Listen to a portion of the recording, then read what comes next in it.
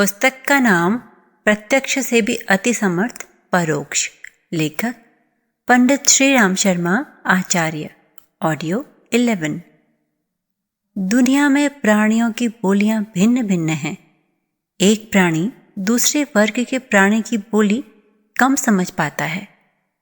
मनुष्य ने तो भिन्न भिन्न भाषाएं विकसित कर ली हैं और जिस भाषा बोली का उसे ज्ञान नहीं, उसका आशय अभिप्राय वह नहीं समझ पाता।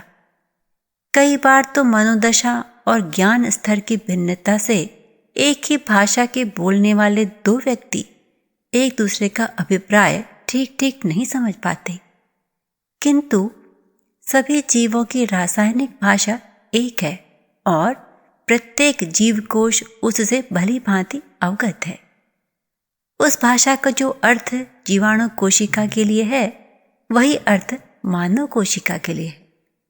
इन सब से यही स्पष्ट होता है कि सभी प्राणियों में क्रियाशील मूलभूत चेतना एक ही है और उसकी संरचना के आधारभूत सूत्र भी एक ही हैं। भारतीय तत्वदर्शी प्रखर साधनाओं द्वारा इसी एकमेव द्वितीय चेतन सत्ता और उसके लिए क्रियाकलापों की जानकारी में समर्थ होते रहे हैं। तभी वे सूक्ष्म जगत में उभरने वाली हलचलों की जानकारी प्राप्त करने में समर्थ होते हैं। सृष्टि के रहस्यों को समझ सकने के लिए सर्वव्याप्त चेतना से तादात्म्य स्थापित करने के अतिरिक्त और कोई उपाय भी नहीं। एक ही आत्मा सब में समाई हुई है। एक ही सूर्य असंख्य लहरों में प्रतिबिंबित हो रहा है। यह प्रतिबिंब भिन्न भिन्न रूपकारों में उसी रूप में ढला दिखाई पड़ता है। आकार प्रकार की यह भिन्नता कोशिकाओं तक में देखी जा सकती है। चमड़ी का बाहरी हिस्सा चपटी कोशिकाओं से बना रहता है, तो पाचन प्रणाली की कोशिकाएं सिलेंडर के आकार की होती हैं। मांसपेशियों की कोशिकाएं आकुंचन प्रसारण में सहायक होती हैं, तो गुर्दे की मूत्र निर्माण निष्कासन में सहायक होती हैं। किंतु कहीं की भी कोशिकाएं हो, उसमें वे विशिष्टताएं विद्यमान होती हैं जो उसके व्यक्तित्व का सार हैं। का पुनर्उत्पादन भी संभव है। इसी आधार पर वैज्ञानिक दावा करते हैं कि यदि महात्मा गांधी की त्वचा की ही कोशिकाएं लेकर उनके ऊतक संवर्धन बना लिए गए होते, तो अब तक कुछ दिनों बाद तकनीक विकसित होने पर उन्हीं ऊतक संवर्धनों से हजारों गांधी बनाए जा सकते थे। यदि आज रोनाल्ड रीगन अथवा थ्रेचर की त्वचा की कोशिकाएं इसी प्रकार रख ली जाएं, तो कल उन्हीं से अनेकों रीगन, अनेकों थ्रेचर अथवा अनेकों कम्युनिस्ट नेता बनाए जा सकते हैं। चेतना विज्ञान और अणुजैविकी के अन्वेषण में कदम कदम पर पैदा होने वाली नई नई कठिनाइयां एवं प्रतिक्रियाएं वैज्ञानिकों की इस सामर्थ्य संभावना को साकार कर सकेंगी अथवा नहीं। किंतु एक बात तो स्पष्ट हो गई है कि जिस प्रकार एक व्यक्ति के अंगूठे की छाप दूसरे व्यक्ति से और एक के स्वरों का ध्वनि चित्रांकन दूसरे के स्वरों के ध्वनि चित्रांकन से भिन्न होते हैं, उसी प्रकार से भिन्न होती है। साथ ही एक ही मनुष्य के शरीर में विद्यमान खरबों कोशिकाओं में से प्रत्येक में उसकी आधारभूत विशेषताएं सुरक्षित होती हैं। इसका अर्थ हुआ कि मनुष्य की संपूर्ण सत्ता में समग्रता है। वह किन्हीं चित्र विचित्र प्रवृत्ति प्रवाहों का आकस्मिक मेल नहीं। उसकी विशेषताएं भिन्न भिन्न रासायनिक तत्वों के यों ही एकत्रीकरण भर से नहीं पैदा होती, अपितु उसके रोम रोम में अंग अंग में उन विशेषताओं का सारभूत अंश विद्यमान होता है। इसी तथ्य से एक अन्य निष्कर्ष भी सामने आता है।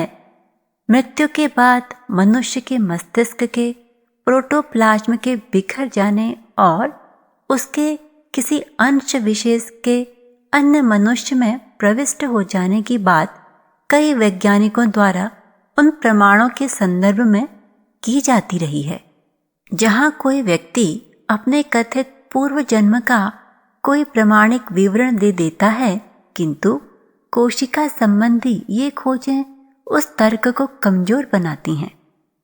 जब शरीर के किसी भी हिस्से की कोशिका में व्यक्ति की सारी मूलभूत विशेषताएं संरक्षित रहती हैं, तो मस्तिष्क की कोशिकाओं का प्रोटोप्लाज्म बिखर कर घूम घूम कर दूसरे में प्रविष्ट होने के स्थान पर चेतन कोशिका के ही नए रूप में पहुंचने की संभावना है। यों अभी तो उसके अनेक रहस्य अज्ञात के गर्भ में ही हैं। इतना ही स्पष्ट हुआ है कि हर नई कोशिका अपनी जननी कोशिका से समस्त सूचनाएं, सांचे, संकेत और नक्शे लेकर अपना नया कारखाना खोलती हैं। आनुवंशिकी कूट भाषा अभी तक पूर्णतः जानी नहीं जा सकी है। रहस्य खुलने पर वह जानकारी जीव कोशिकाओं में निहित चेतना की अविच्छिन्नता पर भी प्रकाश डाल सकेगी। आणविक जैविकी की इन खोजों ने ये तो बातें अब तक स्पष्ट की हैं। सभी जीव कोशिकाओं की मूलभूत रचना प्रक्रिया एक ही है। जिस व्यक्तित्व की वे इकाइयां होती हैं, उसकी सभी आधारभूत विशेषताएं उनमें सूत्र के रूप में सन्निहित होती हैं। दोनों ही तथ्य भारतीय दर्शन के प्रतिपादन के अनुरूप हैं। वेदांत दर्शन की मान्यता है कि एक ही चेतन तत्व भिन्न भिन्न दृश्यों के रूप में सर्वत्र दिखता है। साथ ही इन दृश्यों का बनना बिगड़ना भी आकस्मिक नहीं है। वह एक सुनिश्चित सृष्टि प्रक्रिया का अंग है। विकास किसी अंधेर गर्दी भरी शैली से नहीं होता, अपितु उसी व्यवस्था के नियमों के अनुसार होता है। हमारी चेतना का स्तर न तो आकस्मिक है और न अंतिम या अपरिवर्तनीय। न तो इसका चाहे जैसे संयोग होता है और न ही चाहे जैसा विघटन। इस सृष्टि में सभी कुछ सुव्यवस्थित और नियमबद्ध है और चेतना से परिपूर्ण है। वस्तुतः शरीर एक परिपूर्ण ब्रह्मांड है। प्राकृतिक परमाणु उसके लोकों की रचना करते हैं और नाभिक मिलकर एक चेतना के रूप में उसे गतिशील रखते हैं। सूर्य परमाणु प्रक्रिया का विराट रूप है, इसलिए वही दृश्य जगत की आत्मा है, चेतना है, नियामक है, सृष्टा है। उसी प्रकार सारे सृष्टि का एक अद्वितीय सृष्टा और नियामक भी है, पर वह इतना विराट है कि उसे एक दृष्टि में नहीं देखा जा सकता।